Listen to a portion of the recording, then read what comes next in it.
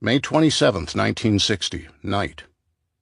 After lifting out, I again felt what I knew to be one of the rubbery entities on my back. No words or action, just the small body clinging warmly to my back. This time I did not get too frightened, and managed to pull at the thing slowly. I pulled and called to God to help me, at the insistence of several people who are more theologically inclined than I. Again, the thing stretched as I pulled, but didn't come off completely. I remembered the visualized thought of fire, and that it hadn't seemed much use but had helped a little. This time I tried thinking of electricity. I visualized 2 pieces of highly charged wire. I mentally stuck them into the side of that part of the entity that I had pulled off. Immediately the mass deflated, went limp, and seemed to die. As it did, a bat-like thing squeaked past my head and went out the window. I felt that I had won. I felt deep relief and went back down into the physical, reintegrated, and sat up, physically. August 25th, 1960, night. It happened again this trip. Just as I was getting underway, several things attached themselves to various parts of my body, non-physical. I say things because it was in total darkness, and I wouldn't or couldn't see. They seemed almost like small fish, about 8 or 10 inches long, and they attached themselves like the parasitic sucker fish in the ocean. I pulled them off and pushed them away as best I could, but they or others came back immediately. They weren't vicious, just troublesome. Finally, I went back in the physical to get rid of them. November 3rd, 1961, night. I've discovered something new about the suckers. There's almost a layer of them. Sometimes you pass through it, but most of the time you don't, or you move through so fast it is not noticed. This time I stopped right in the middle of the layer as the fish came clustering around, attracted by me. Instead of reacting as before, I simply waited, completely immobile. After a few moments, they detached themselves and moved away. Then there was nothing, just blackness. I started to move, and back they came. I stopped, waited, and again they moved away. This time I moved slowly. 1 or 2 came back, but that is all. I then went upward and on to the other places. It was as if I were bait in an ocean of fish. In examining the Explorer sessions in consensus, certain elements repeat themselves. 1. Whatever they may be, such non-physical third parties have the ability to radiate a warmth of friendliness that evokes complete trust, even with their lives, on the part of the explorers. 2. Such beings are first of all totally solicitous as to the well-being of the explorer and spend much time in attempting to advance the best mental and physical state of the human being with whom they are associated. 3. A being usually appears to the explorer in the form of a hooded figure whose face is hidden in shadow and apparently invisible to the explorer. Once the explorer becomes completely familiar with the feel of the entity, the hooded robe is discarded and the explorer can perceive nothing but still senses the radiation that is the entity. 4. In speaking to the explorer, the being is limited in vocabulary to that in the memory bank of said explorer. Therefore, it often shows hesitation in searching for the correct word to express what needs to be described, and often there is no such word in the memory of the individual. 5. During visits by certain of these beings, especially when they use the physical body to speak through, there is a change in body voltage and other biomonitoring data in the explorer. SSJCA 745, number 318. I have just experienced being sucked in a long tube and pushed the other way. I'm like in a cocoon. My hands feel they are clasped up tight. Remember doing that before. Feels kind of neat.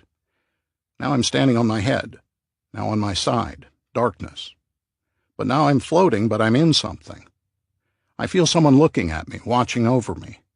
Several people rode watching over me. They're looking down, but they came to see me. No figure, just communication, just his presence. I can see where we are going, or can I see the rest, or can they come here? He said, no, they want to watch me.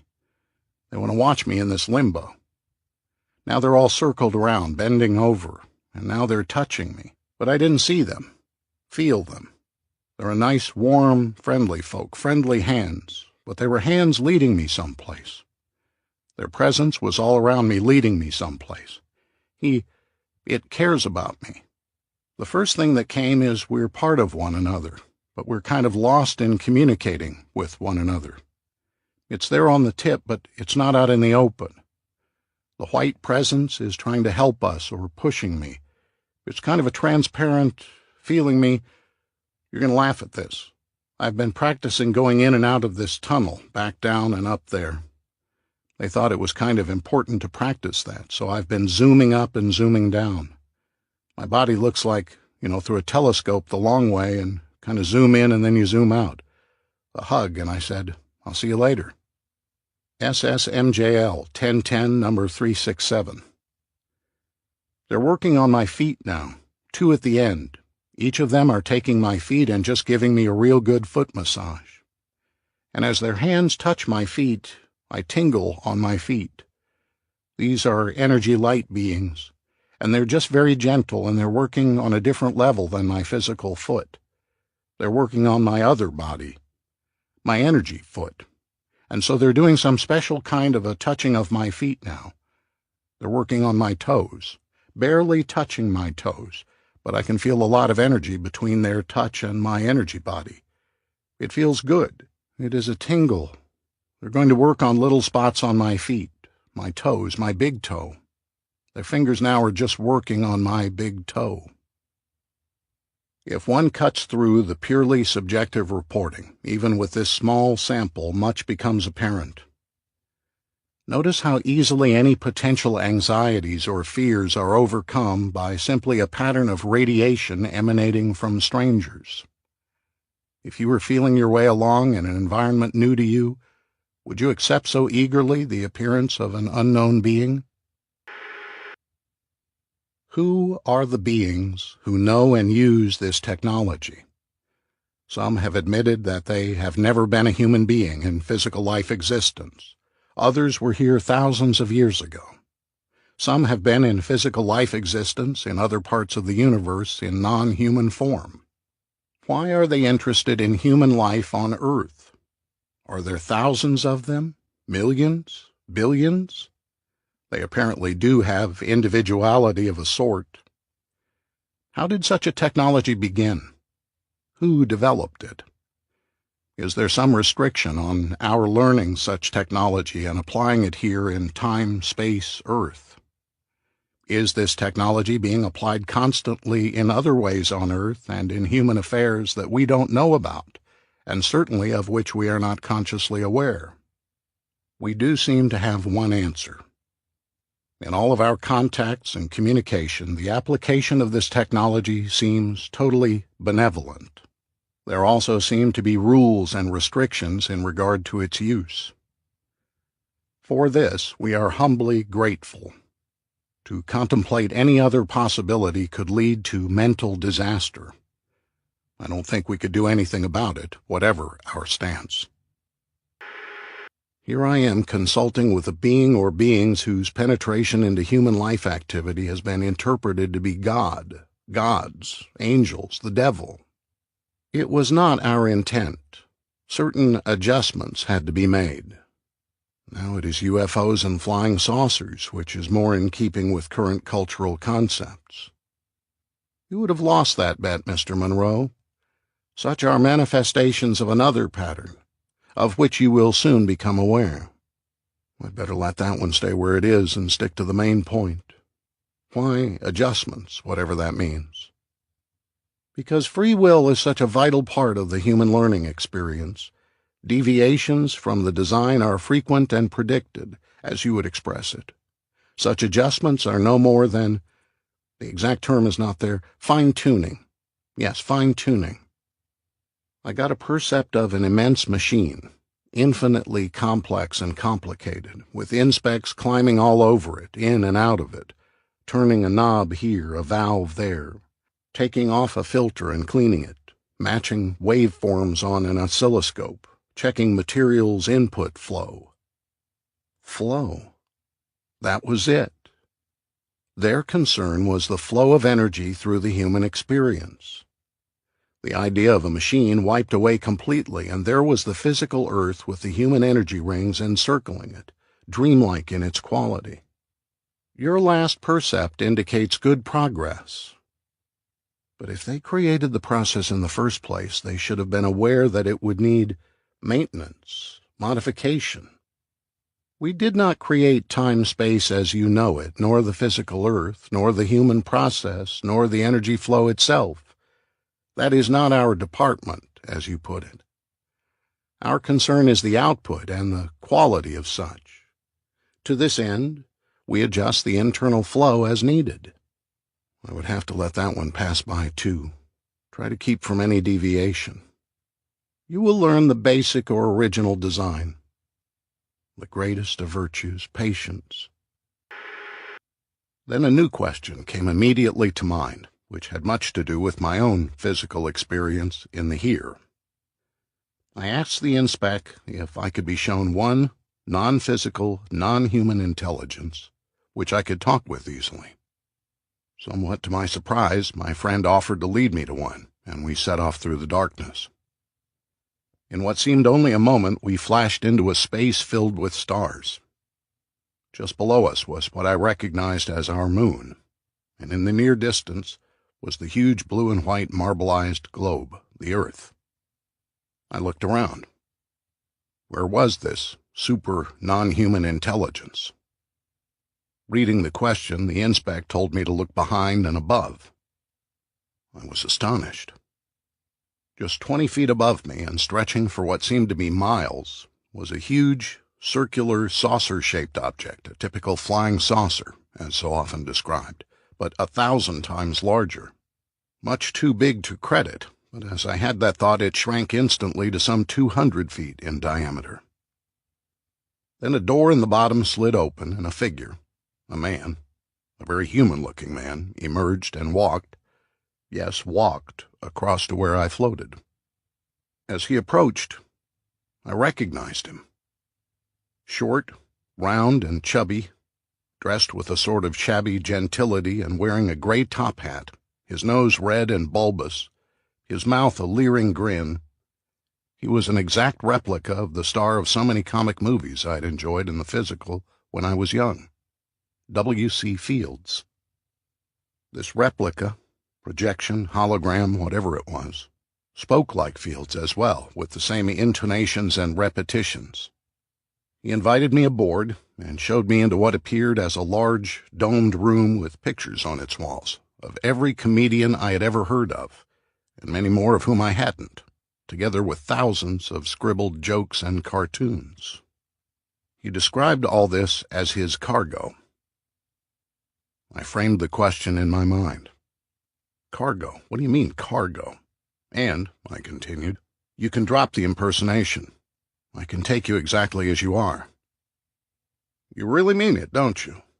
But I'll keep it if you don't mind. It helps me to think like a human. Or would you prefer someone else, Groucho Marx, perhaps? No, stay as you are. Tell me, what are you doing hanging around Earth? My boy, I'm an exporter. I see.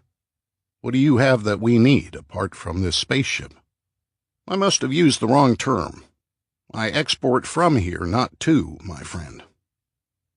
What possible thing could we have that is valuable to you? You're obviously way ahead of our technology. You use thought communication. We have nothing you could want or need. He scratched his nose. Well, sir, it's not easy to get it, but I do. Yes, sir, I do. We don't have any, and you can't imagine how valuable something is if you don't have any. Don't have any what? I've been gathering it for ages. It used to be very rare, but there's more of it about now. You've lost me. Sometimes you need to know the civilization to understand it. That's one of the problems. I still don't see. You humans have it.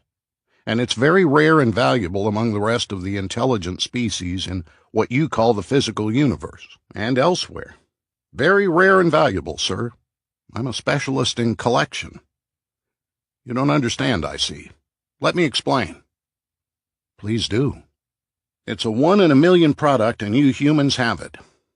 A sense of humor, jokes, fun, the best tonic there is for overloaded mind systems. It auto-erases the tension and pressure almost every time it's used. So you cruise around among us looking for the newest and latest. Exactly.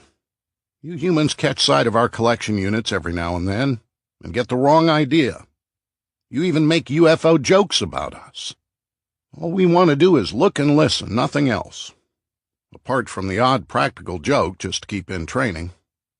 And now if you'll excuse me, sir, I must be on my way. Suddenly I found myself outside the spaceship, which was rapidly diminishing into the far distance. I homed in on my inspec friend, who was waiting for me in the deep darkness. Now I knew that at least humans have one unique quality. You manage that well, but there is another matter that occupies your mind. You have a hidden desire that you are trying to express. Yes, there is one that I would like to visit. You know what I mean. The most mature and evolved human in physical Earth living in your time reference? That is so. Can it be done? Yes, but the result may not be what you expect. I wish to try all the same. I shall lead you. I followed the dwindling curl of light through the darkness for I don't know how long. Suddenly I was in a room, a normal sort of room, sparsely furnished with a few chairs and easy chairs and a table. 2 large windows allowed in rays of sunlight. Outside there appeared to be a stand of tall trees. It could be anywhere on Earth. At a desk on one side of the room sat a person. I couldn't tell whether it was male or female. The face and body structure could be either. The face was almost unlined, the hair light brown and down just around the ears. The age somewhere between 30 and 50 as far as I could tell. The clothing was simple, a white shirt and dark slacks. But it was the radiation that stunned me. It was like standing in bright spring sunlight that was filled with every human emotion that ever existed. It was almost overwhelming, and yet familiar. It was equally balanced. One moment it was male, then I was sure it was female. A true equal. A he-she. He-she. The radiation closed off. He-she, there had to be a name, looked up. The eyes were bottomless. I could detect no expression or emission. The control was perfect, yet I could not understand the reason for the restraint. The lips didn't move, but I heard. I was expecting this now. There was a warm chuckle in what I understood. He-she. I've never had that name before. I meant no disrespect. I didn't know what to call you. One name is as good as another. Now, do you really believe I can be of help to you? I always hoped that you could. In what way? To answer a few questions. What good would my answers be to you? I don't know. You insist others obtain their own answers. Why should you be different? This struck home. It was as if my bluff had been called. You're right. What I'm really interested in is you, not answers to my questions. I am only one of your statistics, one of the 1 in a million types. Your friend has done well in locating me. I perceive you as Occidental, yet no one on Earth really believes you exist. But we have met before, just once, haven't we? You see, you are answering your own questions. Yet you have lived only one physical lifetime. You've not been recycled like the rest of us. But how do I know these things? You are reading my mind. Only a part of it, and with your permission, I'm sure, one continuous lifetime for 1,800 years. How do you stay young? I keep changing jobs. That keeps anyone young. Is that a good answer? A great one. What a pleasure to meet you this way. What is your job now, if it may be called that? You might call me an organizer or facilitator, whichever you like. With your ability, I would think there is much you can do at this very moment. I keep busy. What? No, I can read it. You drive an ambulance. You're a late-night bartender, a psychiatric counselor, and you're just on your way to teach history at the university. And there's more. I like people. Wait. You flew gliders once at Harris Hill. I think I remember you. That's where it was. Just having a little fun. Where do you eat and sleep? I gave those up years ago. You must conduct fascinating lectures in history. I try to amuse and confuse with contradictions. Your next job. What kind of job will it be? Organizing, naturally. Introducing a variable, just as you do, such as this book or the mind-altering programs you disseminate, all add a variable into the lives of those who encounter them. Now, instead of all the questions, why don't you read what needs organizing and the goals to be achieved? I can give you what you call a rote about that, about a plan that doesn't involve communism or socialism, capitalism or dictatorship. They say it can't be done. That is what makes it worth the effort. It needs a unified, worldwide human endeavor. This will happen through recognized necessity, not through religions, race, or political beliefs, or force of arms. Necessity is severe stuff. The world would have to be in rough shape. That is the reason for waiting. The time will come. The process was becoming so smooth that it was hard to define when I actually left the body. It was more the fading out of one state of being and into another, similar to falling asleep and staying conscious while doing so. I was still hesitant to use the quick switch method for short hops. It would be like taking a Concorde to fly from Newark to Kennedy. In the deeper gray area, another signal was waiting. It seemed too easy. Perhaps I wondered I was reading it wrong. I was about to home in on the signal when somebody called. I turned and saw an odd kind of glow. It resolved into a man, small, sharp-featured, somewhere in middle age, with a squinty frown and curled lips. "Hey, you, where are you going?" I approached cautiously. "Where are you going?" "Hello." "Out looking for the secrets of the universe, is that it?" "I guess that's what I'm doing." "Good luck. I'm having a hard enough time without looking for anything more." "Why, what's the matter?" "The matter? I went and died, that's what's the matter." "What's wrong with that?" "Nothing wrong, except I sure wasn't ready for it." "Maybe we never are ready." "Well, I could have been, but nobody told me. Nobody told me it was going to be like this. Those bastards yelling and screaming about gates of heaven, hellfire, and damnation. They didn't know what they were talking about. Anyway, I wish you luck, because they could have told me like it is instead of giving me a bunch of hogwash." "Well, what's the problem?" "The problem? Look around you, that's the problem." "Well, there's nothing there that I can see, just the usual deep blackness." "That's what I mean, nothing. Absolutely nothing.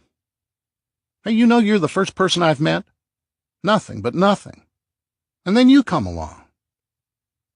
"I'm sorry you're disappointed." "You're like me, huh?" "Like you? What do you mean?" "You died. You just died, and you don't know what the hell to do." "It isn't quite like that." Come on. You're either dead or you're not." "I'm pretty sure I'm not." "You're not dead?" "No." "Then what the hell are you doing here?" That's a long story. He looked at me in disgust. I bet it is. You wouldn't be here if you weren't dead. It's a little more complicated than that. Tell me about it. Hey, I know. Somebody sent you. No, no one sent me. I was just passing by. Tell me, how did you happen to die? They made me do it, that's how. Lying around in a hospital for weeks and weeks.